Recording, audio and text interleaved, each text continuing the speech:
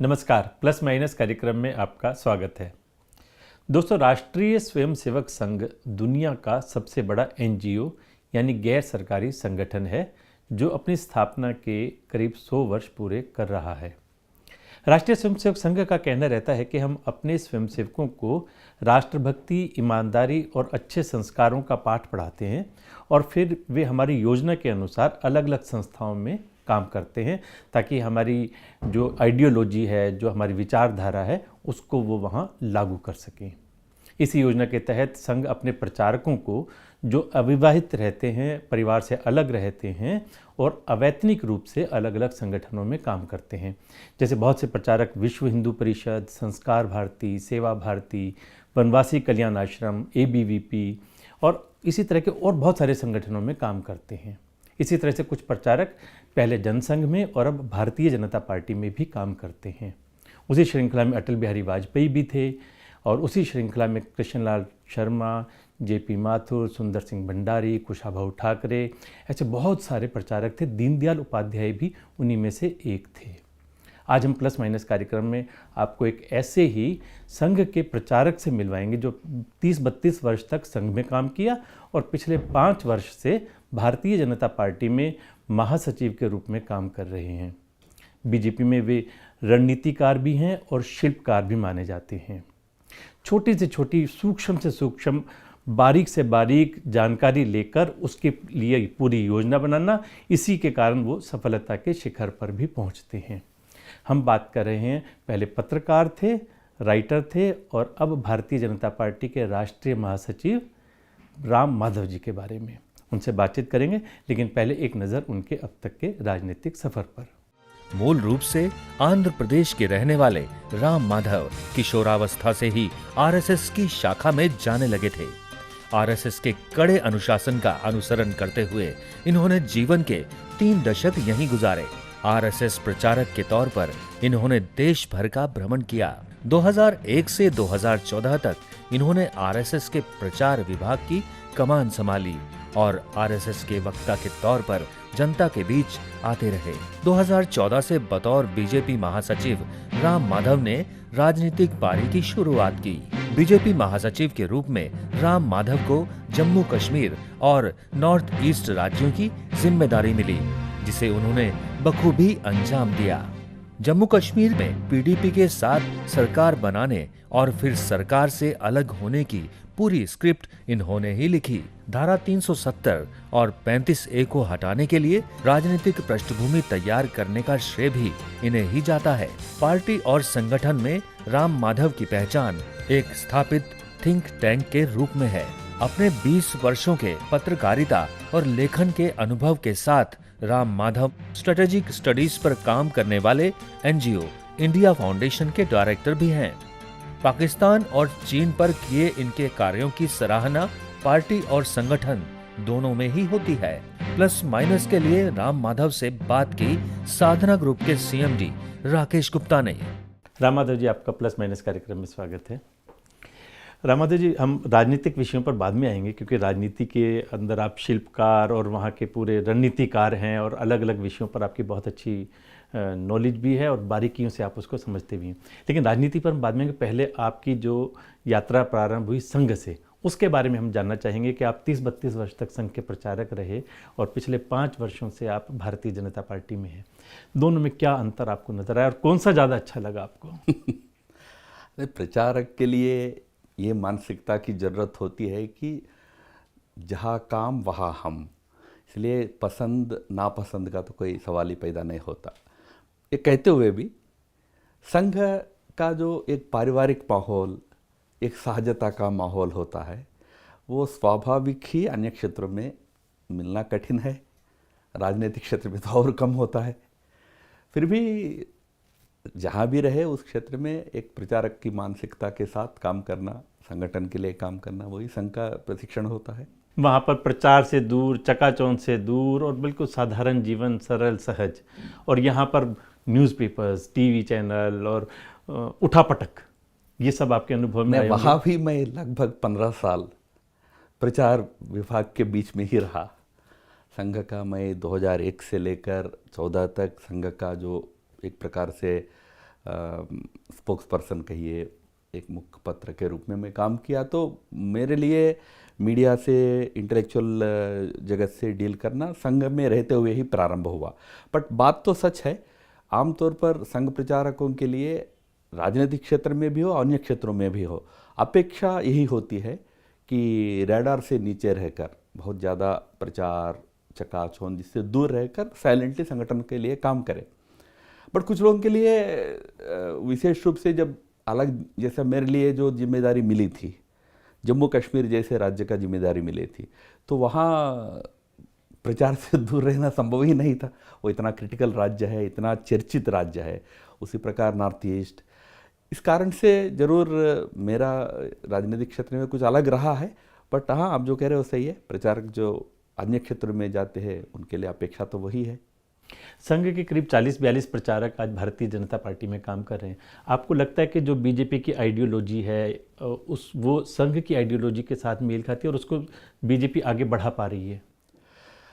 प्रचारकों का जहाँ तक प्रश्न है, मुख्य रूप से संगठन तंत्र को मजबूत रख के संगठन आधारित पार्टी, इस रूप में पार्टी को चलाने का कोशिश करना। विचारधारा तो सबके लिए है, वो केवल प्रचारक ही उसका कोई जिम्मेदारी उनके ऊपर ऐसा नहीं है। गैर प्रचारक भी आज राजनीतिक क्षेत्र में, हमारे पार्टी में बीजेपी में आपको पता है, प्रधानमंत्री जी से लेकर डाउन द लाइन बहुत सारे संघ के स्वयंसेवक हैं। बहुत अत्यधिक संख्या में स्वयंसेवक आज बीजेपी में ही होते हैं। वे सब मिलकर, हम सब मिलकर विचारधारा के पक्ष में पार्टी हमेशा अडिग रहे, उसका प्रयास हम करते ही हैं।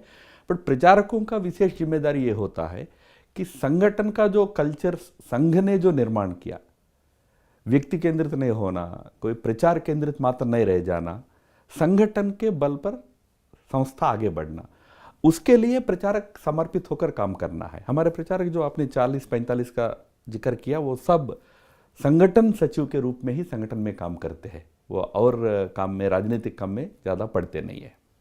आपकी राजनीतिक यात्रा भारतीय जनता पार्टी के महासचिव के रूप में शुरू हुई और आपने जम्मू कश्मीर का काम संभाला। आज जम्मू कश्मीर की जो स्थिति है, आर्टिकल 370, 35A हटा दिया, लेकिन अभी भी हम देखते हैं कि उस तरह की नॉर्मल सिचुएशन नहीं आई है। अभी भी लोगों के मन में कहीं ना कहीं कुछ भय का वातावरण है। आम जनता का जहाँ तक प्रश्न है, धीरे धीरे सामान्य परिस्थिति वहाँ बन रही है। दैनंदिन जो गतिविधि लोगों की है वो नॉर्मल ढंग से, सुचारू ढंग से चल रहा है। आज अगर श्रीनगर आप जाओगे तो आपको ट्रैफिक जाम्स मिलेंगे, मार्केट्स खुले हैं, लोगों का सामान्य जीवन यथावत चल रहा है, स्कूल्स चल रहे हैं, दुकान चल रहे हैं, मार्केट्स चल रहे हैं, व्यापार चल रहा है। हाँ, राजनैतिक स्थिति सामान्य अभी भी पूर्ण रूप से नहीं हुई, ये बात मैं मानता हूँ। उसका कुछ विशेष कारण है, क्योंकि जो बहुत बड़ा निर्णय हमने लिया था, ये कोई 370 को हटाने वाला निर्णय कोई छोटा निर्णय नहीं था, ये बहुत ही ऐतिहासिक हिस्टोरिक निर्णय था। तो उस निर्णय के बाद उस राज्य में एक शांति व्यवस्था वगैरह को सुचारू रूप में रखने के लिए राजनीतिक गतिविधि पर थोड़ा बहुत नियंत्रण रखना आवश्यक समझा गया। पिछले 3-3.5 महीनों से करीब 100-150 लोग आज, जिसको प्रिवेंटिव डिटेंशन कहते हैं, उसमें आज कैद है। उसके कारण नॉर्मल पॉलिटिकल एक्टिविटी अभी सामान्य होना अभी बाकी है, बट बाकी शांति है।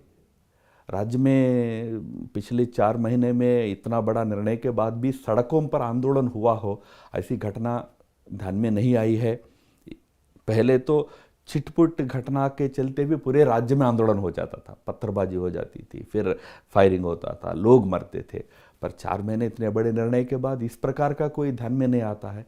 उल्टा पूरे राज्य में सब दूर कहीं आज 144 नहीं है, कोई प्रतिबंध नहीं है नॉर्मल लोगों की गतिविधि के लिए। लोग शांति से अपना जीवन चला रहे हैं। तो मैं ये मानता हूँ कि लोग एकदम इस निर्णय को पूर्ण रूप से अपना लिया क्या, उसके लिए शायद कुछ और समय लग सकता है। 70 साल तक उनको ये है वो है करके पढ़ाया गया है। बट इसके खिलाफ एकदम सड़कों पर आकर आंदोलन करने की मूड में कश्मीर की जनता आज नहीं है। वो ये सोच रहे हैं कि भाई 70 साल हम 370 का अनुभव किए हैं, जो मिला नहीं मिला हमको मालूम है, आज वो नहीं रहेगा तो क्या मिलेगा, इसका भी एक बार अनुभव कर लेंगे। इस विचार से आज जनता है वहाँ। राम माधव जी, आप नॉर्थ ईस्ट का कार्यभार भी संभालते हैं भारतीय जनता पार्टी का, और आपके कार्यभार संभालने के बाद वहाँ पर बीजेपी ने अपनी जड़ें भी मजबूत की हैं और सरकारें भी बनाई हैं। लेकिन आज वहाँ पर एनआरसी के कारण लोगों में एक भय का वातावरण आ गया है और कहीं ना कहीं डेमोग्राफिक चेंजेस भी आ रही हैं, और अब तो एनआरसी को पूरे देश में लागू करने की जो बात करनी शुरू की है, उसके कारण से खासतौर से मुस्लिम समाज में एक भय का वातावरण है। एनआरसी पहले हुई असम राज्य में, उसके लिए एक हिस्टोरिक रीज़न रही है। 1951 में 1951 में जब पहली हमारी जनगणना हुई थी, उसको इस देश का नेशनल रजिस्टर ऑफ सिटीजन्स का निर्माण माना गया था। पहली एनआरसी तब हुई थी पूरे देश के लिए। तो उस समय ये इन्फिल्ट्रेशन वगैरह की समस्या के चलते असम में वो काम पूरा नहीं कर पाया। 1985 में असम में जो आंदोलन चला रहे थे आसू, ऑल असम स्टूडेंट्स यूनियन, और राजीव गांधी की सरकार दिल्ली में थी और असम की सरकार, तीनों सरकारों के बीच में एक समझौता हुई जिसको असम अकॉर्ड हम कहते हैं। असम अकॉर्ड में राजीव गांधी सरकार ने कमिटमेंट दिया कि एनआरसी जो 51 में हमने नहीं किया वो पूरा करेंगे, क्योंकि यही मांग थी आसू की मेन मांग। कमिटमेंट तो दिया 85 में, वो भी सरकार में 2014 तक रहे, बीच में एक कार्यकाल छोड़कर उन्होंने भी नहीं किया। हमारी सरकार आने से पहले सुप्रीम कोर्ट ने एक आदेश दिया कि इस प्रक्रिया को पूरा करो। तो असम की जनता की मांग थी और हमारे सरकार के कार्यकाल में सुप्रीम कोर्ट का आदेश था, तो हमने वो पूरा किया था। अब उसका पूरा होने के बाद ध्यान में आया कि यही प्रक्रिया, क्योंकि 51 में हमने किया था, उसके बाद में पिछले 70 साल में हमने दोबारा उसको नहीं किया, तो 2021 में दोबारा जब जनगणना होगी उसमें एक बार एनआरसी की प्रक्रिया भी करेंगे, तो विदेशी नागरिक कौन है हम पहचानेंगे। ये कोई मजहब के खिलाफ नहीं था। मैं आपको एक बात बता दूं, क्योंकि बहुत लोगों को पता नहीं है एक जानकारी, एनआरसी के लिए जो रजिस्ट्रेशन प्रोसेस होता है उसमें रिलीजन कॉलम ही नहीं रहता है। इसलिए अगर किसी समुदाय को लगता है कि हमारे खिलाफ, यार वहां तो कोई रिलीजन पूछा ही नहीं जाता। लेकिन ये तो अंडरस्टूड है ना जी कि जो बाहर से आए हैं वो मुसलमान ही आएंगे। नहीं, बांग्लादेश से जो आएंगे वो मुसलमान ही आएंगे। नहीं, इसलिए बाहर से आने वालों के लिए भारत ने, दुनिया में कोई भी देश विदेशियों को, जैसा बहुत सारे इंडियंस अलग अलग देशों में जाते हैं, क्या इलीगल जा सकते हैं किसी देश में? सबको प्रक्रिया पालन करके जाना पड़ता है। या तो आपके पास वीज़ा होना पड़ता है, या तो आपको वहाँ सिटीजनशिप मिलना पड़ता है। अब ये सब नहीं लेंगे, फिर भी हम फलाना विशेष रिलीजन के इसलिए आप हमारे को छोड़ देना चाहिए, ऐसा तो देश नहीं चल सकता।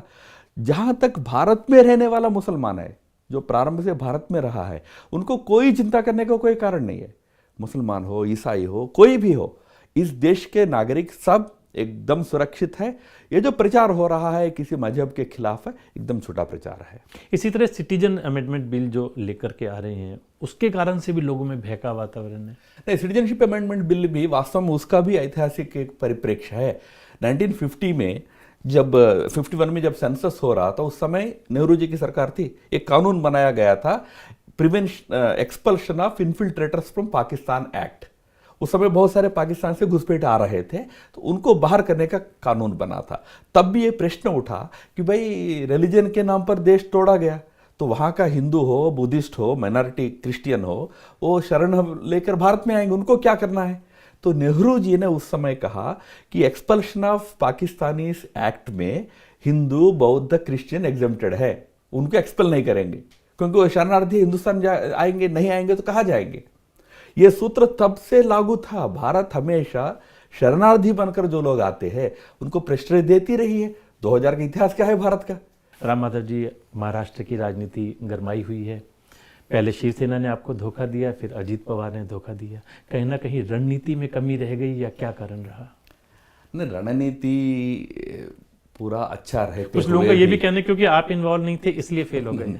नहीं, देखिए, महाराष्ट्र का मैंडेट किसको मिला, उससे हमारा महाराष्ट्र की बहस हमेशा शुरू करना चाहिए। मैंडेट स्पष्ट रूप से बीजेपी नेतृत्व वाली गठबंधन को मिला था, जिसमें शिवसेना भी थी। और रिजल्ट का आप एक बार एनालाइज करेंगे तो 100 में से 70 सीट्स, 70% जीत हम वहाँ लिए थे उस राज्य में। बाकी किसी भी दल को 70% विक्ट्री कहीं उस राज्य में किसी को नहीं मिला। शिवसेना को तो 40% मिला विक्ट्री। तो इसलिए जनता ने वहाँ बीजेपी के नेतृत्व वाले गठबंधन को वोट दिया। अब चुनाव होने के बाद उस गठबंधन धर्म को तोड़कर शिवसेना जो हारे हुए दो दलों के साथ आकर फिर सरकार बनाना चाहिए। तो चलो, लोकतंत्र में आंकड़े का खेल होता है, नंबर्स का गेम होता है, उसका फ़ायदा आप उठा सकते हो, पर वो तो जनता का मैंडेट नहीं होगा। तो हमारा पूरा प्रयास रहा है कि मैंडेट का सम्मान कैसे हो सकता है। एनसीपी हमारे साथ आने को तैयार हुई थी, मुख्य मैंडेट हमको था। हमारे बाद अगर कोई क्लेम कर सकता है मैंडेट हमको जनता का हमको भी मिला है, तो एनसीपी थी, जो 40 से आज 56 सीट्स तक उनका संख्या भी बढ़ी थी। तो हमने सोचा कि दोनों साथ आकर मैंडेट का सम्मान हो सकता है तो हम करें, पर उसमें एनसीपी फिर वापस गई। इसको मैं रणनीति की विफलता नहीं मानता हूं, इतना जरूर मानता हूं कि आज जनता का मैंडेट के साथ वहां धोखा किया गया है। यानी 3 बच्चे जो चुनाव एग्जाम में फेल हो गए, तीनों को मार्क मिला के हम फर्स्ट आने वाले से ज्यादा मार्क ले लिया, ये कहना इस प्रकार की स्थिति है। बट फिर भी लोकतंत्र में ये सब होता है, हम उसको स्वीकार करेंगे, हम शुभकामना देंगे, सरकार चलाए। राम माधव जी, किसी के ऊपर में 10 तरह के आरोप लगते हैं, सिंचाई घोटाले के भी और दूसरे भी, और बाद में उन्हीं के साथ मिलकर के हम सरकार बना लें, ये इसको आप राजनीति का डिटीरियोरेशन नहीं कहेंगे? अब लोकतंत्र में ये एक विडंबना है। क्या है, मल्टी पार्टी डेमोक्रेसी में इंडिविजुअल लीडर्स के छवि को लेकर समस्या होने के बावजूद भी एक ऐसी परिस्थिति उत्पन्न होती है जहां 2 दल साथ आकर ही मैंडेट का सम्मान बन सकता है। मैं इसलिए ये बात कह रहा हूं, जब हमने जम्मू कश्मीर में पीडीपी के साथ मिलकर सरकार बनाया था, हमारे सामने बहुत बड़ी दुविधा थी। जिस दल को हम मानते थे कि सॉफ्ट सेपरेटिस्ट है, उनके साथ मिलकर कैसे बनाए, पर वहां मैंडेट ही ऐसा था कि उस मैंडेट का सम्मान करने के लिए 2 दलों को साथ आना पड़ा। ये राजनीतिक विडंबना लोकतंत्र में होता है, आज पहली बार नहीं हो रहा है। 1967 में संयुक्त विधायक दल की सरकारें देश के 8 राज्यों में बनी है, उसमें कम्युनिस्ट भी थे, जनसंघ भी थी। आप जानते ही है कि कम्युनिस्ट और जनसंघ एकदम एक दूसरे के घोर विरोधी थे, और साथ में सरकार में बैठना पड़ा। 77 में सोशलिस्टों के साथ, सबके साथ मिलकर अपनी जनसंघ को रद्द करके जनता पार्टी में जाना पड़ा। फिर 89 में आपको याद होगा, वीपी सिंह बीजेपी के मंच पर आने से इनकार कर दिया। ऐसे वीपी सिंह को बाहर से हमको भी समर्थन देना पड़ा, दूसरी तरफ से मार्क्सिस्ट ने भी समर्थन दिया। कुछ परिस्थितियां लोकतंत्र में आती है, मैंडेट का सम्मान लार्जर ऑब्जेक्टिव रखकर जाना पड़ता है। उसमें कुछ ऐसी स्थितियां आ जाती है, उसका मैं समर्थन कर रहा हूं क्या? पर्सनली मुझे लगता है कि नहीं होना चाहिए इस प्रकार का, किसी को एक दिन में सारे केसेस से मुक्ति हो जाए, एक ही दिन में 10 के 10 केस से उसको मुक्ति हो जाए, ये नहीं होना चाहिए, पर शायद वहां ऐसी परिस्थिति रही होगी। अब हम बात करना चाहेंगे आज की वर्तमान अर्थव्यवस्था के बारे में। आज सबको ये लगता है कि अर्थव्यवस्था हमारी मंदी की ओर जा रही है, सुस्ती है कहीं ना कहीं, और अनएम्प्लॉयमेंट भी बढ़ती जा रही है। एक समय था जब लोग बाहर जाते थे क्योंकि यहाँ पर उनको एक अच्छा वातावरण नहीं मिलता था, तो डॉक्टर, साइंटिस्ट, इंजीनियर बाहर चले जाते थे। आज ये स्थिति मोर और लेस बिजनेसमैन के साथ हो रही है कि व्यापारी वर्ग को ये लगने लगा है कि यहाँ पर टैक्स टेरर है या यहाँ पर अनुकूल परिस्थितियाँ नहीं हैं, तो इसलिए कहीं ना कहीं बाहर जा कर के काम करना चाहिए। क्या कहना चाहेंगे? अर्थव्यवस्था की स्थिति को लेकर 2 कारण हैं। एक वैश्विक मंदी एक कारण है, दुनिया में भी एक समस्या है। 2008 में भी थी जी, तब भारत पर कोई असर नहीं हुआ वो था। केवल अकेले वो कारण नहीं, एक कारण वो भी है, उसका असर थोड़ा बहुत इंडिया पर भी है। जो ग्लोबल इन्वेस्टमेंट जो भारत के अंदर फ्लो करना है, उसमें भी एक समस्या आ रही है। दूसरी समस्या अगर मैं कुछ मानूं तो वो कॉन्फिडेंस को लेकर है। ये बात मैं आपसे सहमत हूं कि शायद व्यापारी वर्ग आज समर्थ होते हुए भी इन्वेस्ट करने में संकोच कर रहा है। उस संकोच को हमें दूर करना है। ऐसा नहीं है कि इन्वेस्ट करने की स्थिति में इंडियन इन्वेस्टर नहीं है, ऐसा नहीं है। आज इंडियन इन्वेस्टर इन्वेस्ट करने में संकोच कर रहा है, उसमें मंदी आता है। वो जब मंदी आता है तो स्वाभाविक है कि अनएम्प्लॉयमेंट बढ़ता है। तो इस एक जो विशेष सर्किल है, उससे हमको अर्थव्यवस्था को बाहर जरूर लाना है। बट मैं इतना पेसिमिस्ट भी नहीं हूं, क्योंकि आज भी हम 5% ग्रोथ रेट रजिस्टर कर पा रहे हैं, जहां दुनिया में केवल चाइना छोड़कर बाकी देश तो 2, 3, 1 इसी लेवल पे जा रहे हैं। तो हम अर्थव्यवस्था का फुटिंग स्ट्रांग है। बट अगर व्यापारी वर्ग में आप जैसा कह रहे हैं इस प्रकार का कोई डर है, इसको आपने टैक्स टेररिज्म का एक स्ट्रांग वर्ड यूज किया, इस प्रकार का डर है, तो उसको दूर करने की जिम्मेदारी हमारे सरकार पर है। इस रियलिटी से हम अवगत भी है।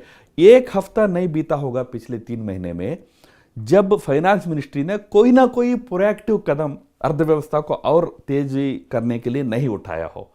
तो हम भी उस बात को मानते हैं कि अर्थव्यवस्था को पूरा सपोर्ट करना चाहिए।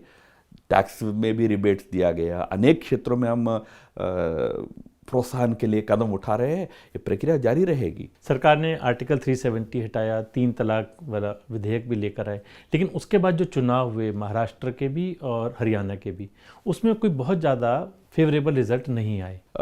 असेंबली इलेक्शंस जो लेटेस्ट राउंड के इलेक्शंस का रिजल्ट है वो हमारे लिए संतोषजनक जरूर नहीं है। हालांकि हम दोनों राज्यों में बड़े पार्टी के रूप में उभरे, एक जगह हमारी सरकार फिर से बनी, महाराष्ट्र में नहीं बना पाए, पर हमारे अपेक्षा तो इससे बढ़कर जरूर थी। एक बात मैं आपको कहता हूं, इस चुनाव के नतीजे का हमारा पूरा विश्लेषण हुआ है। उसके कुछ तो एक्सटर्नल रीजन है जिसको हम नकार नहीं सकते हैं, बट कुछ रीजन ऐसे है जो अंदर के है, जो हम कई चीज़ों को और अच्छा कर सकते थे, तो रिजल्ट इससे बेहतर जरूर रह सकता था।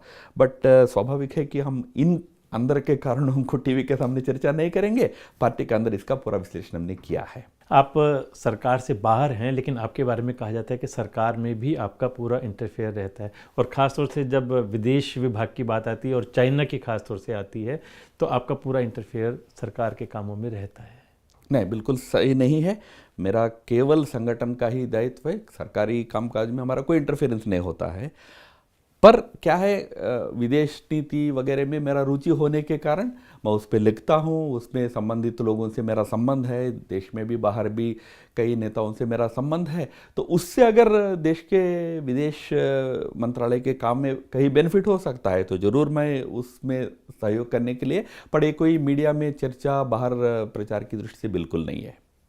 संघ का और बीजेपी के 3 मुख्य एजेंडा रहते थे, आर्टिकल 370 को हटाने का, राम मंदिर का और कॉमन सिविल कोड का। इसमें से 2 तो पूरे हो ही चुके हैं, और तीसरा जो कॉमन सिविल कोड का, उसमें 3 तलाक जैसे बिल ला करके उस दिशा में आगे बढ़ रहे हैं। प्रधानमंत्री जी ने भी कहा था कि 2 बच्चों से ज़्यादा नहीं होने चाहिए। तो किस दिशा में हम जा रहे हैं? क्या हम बहुत आपने जल्दी तो बोल ही दिया, उस दिशा में आगे बढ़ ही रहे हैं। समान नागरिक संहिता कानून, समान नागरिक संहिता भारत में चाहिए, ये बात 1993 में पहली बार सुप्रीम कोर्ट ने कहा था। केवल पार्टी का एजेंडा, हमारे पार्टी का एजेंडा तो हमेशा से रहा है, बट सुप्रीम कोर्ट ने तब से लेकर आज तक कम से कम 3 जजमेंट दिया, 3 अलग अलग केसेस में जजमेंट दिया कि भारत के लिए एक समान नागरिक संहिता एक बननी चाहिए। उसके लिए एक अनुकूल माहौल देश में बनाना पड़ेगा, क्योंकि ये ऐसा विषय नहीं है कि राजनीतिक विषय नहीं है कि कोई तुरंत कदम उठाए, इसमें धार्मिक संवेदनाएं भी शामिल है। तो हमारी सरकार उस दिशा में धीरे धीरे आगे बढ़ी रही है। जैसा आपने कहा, 3 तलाक का जो है उसको समाप्त करना यूनिफॉर्म सिविल कोड या कॉमन सिविल कोड की दिशा में एक बहुत बड़ा कदम है। संघ का मुख्य उद्देश्य रहा हमेशा के हिंदू समाज का संगठन करना, हिंदुओं को एकत्रित करना। देश में आज भी 25 से 30% हम कह सकते हैं कि मुसलमानों की जनसंख्या है, उनको हम राष्ट्र की मुख्य धारा में ला सकें, इसके लिए क्या कुछ कर रहे हैं? नहीं, संघ भी जब हिंदू कहता है तो धर्म के नाम पर तो संघ, रिलीजन के नाम पर तो कभी संघ हिंदू को इस रूप से व्याख्या नहीं किया है। संघ का मानना है कि इस देश की संस्कृति जो बहुत महान है और देश की सभ्यता जो बहुत प्राचीन है, इन दोनों में साथ चलने वाले, वो हिंदू हो धर्म से, आचार पद्धति से, मुसलमान हो, ईसाई हो, बट उन सबको हम एक साथ होकर इस राष्ट्र को बनाना है। तो इसलिए संघ भी 100% के बारे में ही सोचता है, भले ही 100% में 20%, 15% नहीं सोचते होंगे कि हम इस सिविलाइजेशन के अंग है। तो इसलिए सबको साथ लेकर चलना, यही संघ का भी उद्देश्य है। संघ की भाषा, शब्द कुछ भिन्न हो सकते हैं, उन शब्द और भाषा को ठीक से समझना चाहिए। जहाँ तक सरकार का प्रश्न है, प्रधानमंत्री जी का मेन स्लोगन ही है, सबका साथ, सबका विकास और सबका विश्वास। सभी के मन में विश्वास निर्माण करके कि ये देश हमारा है, ये सरकार हमारी है, साथ लेकर चलना, यही हमारा कार्यक्रम है। सुप्रीम कोर्ट के ऑर्डर के बाद में अब राम जन्मभूमि विवाद खत्म हो गया और वहाँ पर एक भव्य राम मंदिर के निर्माण का रास्ता भी खुल गया है। वहाँ की क्या योजना है, उसके बारे में कुछ बताएंगे? राम मंदिर का जो निर्णय सुप्रीम कोर्ट ने दिया था, उस निर्णय को व्यापक ढंग से देश ने स्वागत किया। सभी धर्म के लोग, मुसलमान, हिंदू, सब ने उसका बड़े पैमाने पर स्वागत किया है। वह केस दो पक्षों ने लड़ा था। एक हिंदू के साइड से 3-4 पक्ष थे, मुसलमानों के साइड से 1-2 पक्ष थे, उन्होंने लड़ा था। उसमें सरकार का केवल एक राय देने तक सीमित रोल रहा है। अब सुप्रीम कोर्ट ने अपना निर्णय में कहा था कि सरकार एक ट्रस्ट बना के इस मंदिर निर्माण का काम उनको सौंपे। आइडियली क्योंकि स्थान मंदिर को वापस दिया गया, तो राम जन्मभूमि न्यास, जिसने पूरा समय इस मंदिर के लिए आंदोलन चलाया था और जिसके पास उस मंदिर के परिसर में 40 एकड़ का जमीन राम जन्मभूमि न्यास के पास ही आज भी है, तो मंदिर निर्माण का काम कायदे से उनको मिल जाना चाहिए। पर सुप्रीम कोर्ट ने यह निर्णय दिया कि दूसरा एक ट्रस्ट बनाइए और उनको सौंपिए। तो सरकार का काम इतना ही है कि ट्रस्ट बनाए 3 महीने के कार्यकाल में और ट्रस्ट के हाथों में मंदिर निर्माण का काम सौंपे। उसके बाद राम जन्मभूमि न्यास हो, अन्य संत महात्मा हो और देश की जनता हो, सब मिलकर मंदिर, वहाँ भव्य मंदिर बनाए। वो काम वो ट्रस्ट के नेतृत्व में होगा। आपने संघ के, बीजेपी के और सरकार के सारे विषयों को बहुत अच्छी तरह से हमें बताया। आखिरी में चलते चलते पाकिस्तान के बारे में ज़रूर बात करना चाहेंगे कि अटल जी जब थे तब वे भी बस वहाँ पर लेकर के गए ताकि हम उससे अच्छे संबंध बना सकें। मोदी जी भी वहाँ पर नवाज शरीफ को मिलने गए, अचानक यात्रा की और कोशिश की कि हमारे संबंध अच्छे बन जाए, लेकिन आज भी वही की वही स्थिति है और उल्टा डे बाय डे खराब होती जा रही है। पाकिस्तान हमारा पड़ोसी है, तो हमारी हमेशा का नीति रही है कि पड़ोसी के साथ अच्छा संबंध रहे। उसमें हमारे तरफ से हमने कभी कोई कमी नहीं दिखाई। आपने जैसा सही कहा, पहले भी बीजेपी की सरकार थी, तब भी, आज मोदी जी की सरकार में भी दोस्ती के लिए आवश्यक कदम हमने उठाया था। पर दोस्ती एक हाथ से तो नहीं होती है। तो दूसरी तरफ अगर माहौल आज जो दिखते हैं, आतंक को समर्थन देने वाला और घोर भारत विरोधी रवैया रहता है। आपने अल जजीरा के इंटरव्यू में ये भी कहा था कि भारत, पाकिस्तान और बांग्लादेश को मिलाकर के एक राष्ट्र बना देना चाहिए। नहीं, बिल्कुल नहीं। राष्ट्र यानी एक राष्ट्र है, ये राष्ट्र यानी एक नेशन के कॉन्सेप्ट में हम अखंड भारत एक सांस्कृतिक कल्पना के रूप में हम हमेशा स्वीकार करते हैं। जैसा आज करतारपुर कॉरिडोर खुला, उसका अर्थ क्या है? करतारपुर वैसे देश के नाते हिंदुस्तान में तो है नहीं, पर जाने वाले तो सब हिंदुस्तान से है। क्यों? एक राष्ट्र के नाते यह पूरा क्षेत्र एक सांस्कृतिक, धार्मिक दृष्टि से हमेशा, सभ्यता की दृष्टि से हमेशा एक रहा है। उस दृष्टि से अखंड भारत है। देश की दृष्टि से पाकिस्तान आज अलग देश है, हिंदुस्तान अलग देश है, बांग्लादेश अलग देश है, अफगानिस्तान अलग है। सरकारें अलग रहेंगी, देश अलग रहेंगी, राष्ट्र की कल्पना अलग है। पर आज पाकिस्तान की स्थिति, खुद को संभालने वाली स्थिति भी पाकिस्तान में आज नहीं रही है। पाकिस्तान में आज प्रधानमंत्री के खिलाफ भी वहाँ प्रचंड जन आंदोलन चल रहा है। उनका आपस में बहुत तनाव, बहुत खराब स्थिति है। उसमें वो क्या करते हैं, सरकार में रहने वाले भारत विरोध को एक पाकिस्तान के लोगों को अपने साथ रखने का एक इंस्ट्रूमेंट के रूप में यूज़ करते हैं। इमरान खान भी वही कर रहे हैं। जब तक पाकिस्तान की सरकार ये रवैया नहीं छोड़ेगा, भारत विरोध को राजनीतिक के एक साधन के रूप में उपयोग करना और आतंकवाद को एक स्ट्रैटेजिक टूल के रूप में यूज़ करना, ये दोनों जब तक पाकिस्तान नहीं छोड़ेगा, सामान्य संबंध संभव ही नहीं है। और हमारी सरकार पूरे दुनिया भर से एक डिप्लोमेटिक प्रेशर वहाँ पर बनाई रही है ताकि वो सही रास्ते पर आ सके। आज पूरा विश्व भारत के इस मत से सहमत है कि पाकिस्तान न केवल भारत के लिए समस्या है, पर पूरे दुनिया के लिए एपिसेंटर ऑफ टेररिज्म बनकर एक दुनिया का हेडेक बन के बैठा हुआ है। इस बात से आज दुनिया, पूरा लोकतांत्रिक दुनिया कम से कम उस बात से सहमत है। भले ही चाइना जैसे देश कुछ अपने स्ट्रैटेजिक इंटरेस्ट के लिए पाकिस्तान को साथ देते होंगे, बट व्यापक जो लोकतांत्रिक दुनिया है आज पाकिस्तान को टेररिज्म की समस्या का जड़ मानता है। राम माधव जी, आपका बहुत बहुत धन्यवाद। आपने भारतीय जनता पार्टी, संघ और सरकार के अलग अलग विषयों पर क्या पक्ष हैं उसके बारे में हमें जानकारी दी और आप बीजेपी में एक अच्छे रणनीतिकार, शिल्पकार के रूप में काम कर रहे हैं। आपके उज्जवल भविष्य की हम कामना करते हैं। बहुत बहुत धन्यवाद। प्लस माइनस कार्यक्रम में आज हमारे साथ थे भारतीय जनता पार्टी के महासचिव राम माधव जी। अगले सप्ताह फिर मुलाकात होगी। नमस्कार।